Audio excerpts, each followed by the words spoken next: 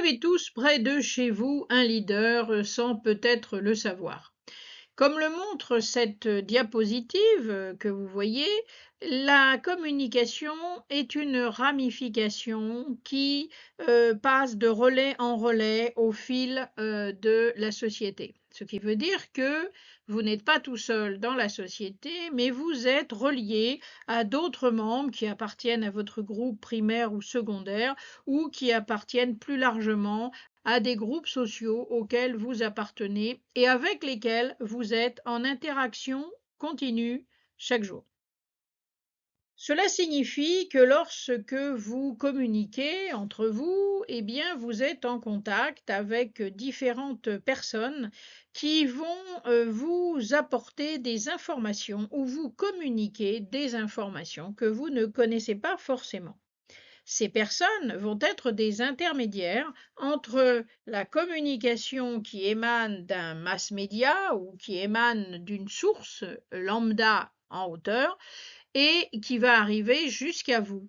Et ces personnes sont des leaders d'opinion ou des influenceurs que vous rencontrez sur Internet, dans votre vie ou à tous les niveaux où se passe la communication. C'est pour ça qu'on les appelle des leaders d'opinion, parce que leur rôle va être de consommer les médias, parce qu'ils vont être peut-être plus que vous en contact avec ces médias, avec l'information en général.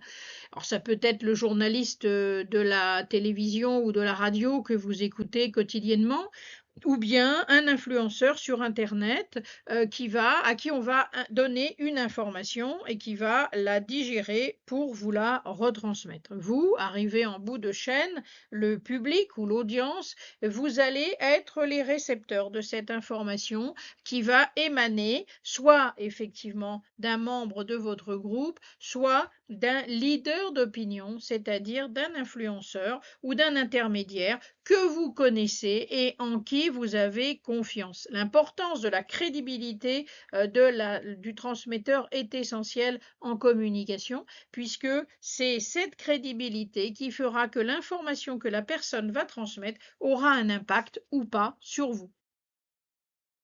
La communication est donc bien plus complexe qu'elle n'y paraît. Il ne s'agit pas d'une communication qui vient du haut vers le bas et qui donc suit un processus vertical, mais la communication est un processus complexe puisqu'elle va mettre en évidence des ramifications entre des membres de groupe qui vont avoir et jouer un rôle très important dans la transmission de l'information.